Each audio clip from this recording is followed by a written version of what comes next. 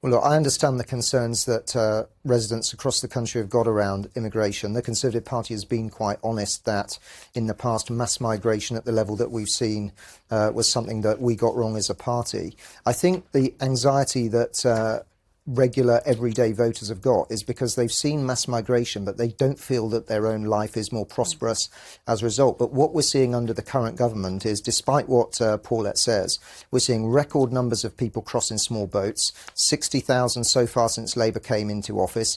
More people crossing in small boats this year than in the entirety of 2024. And we saw the government on day one abandon any deterrent. So the problem is getting worse. It's not actually getting better. You're not saying go back to the Rwanda plan, are you?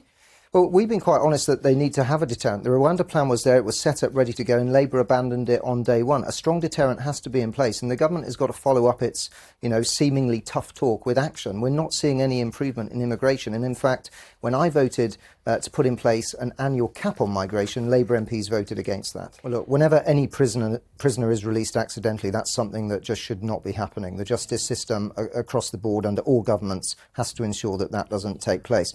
But this is particularly embarrassing for the government because David Lammy said 2 weeks ago he was putting in the strictest checks, and then there were further accidental releases.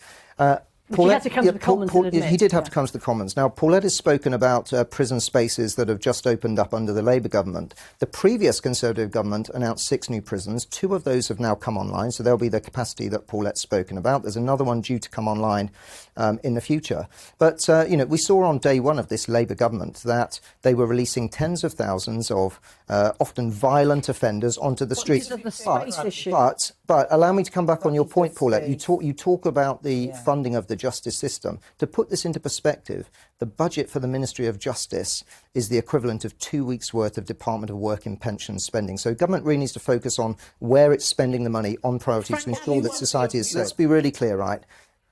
Across the board, I think there is universal support for environmentalism and protecting the planet. I support that. My party does. My party has never played down climate change. It's about how to do it. We believe it. It's about how. And the reality is that the United Kingdom accounts for 1% of global emissions. Now, we could all do every single thing possible. We could do everything possible to our buildings and our estate of buildings, and the needle globally will not move.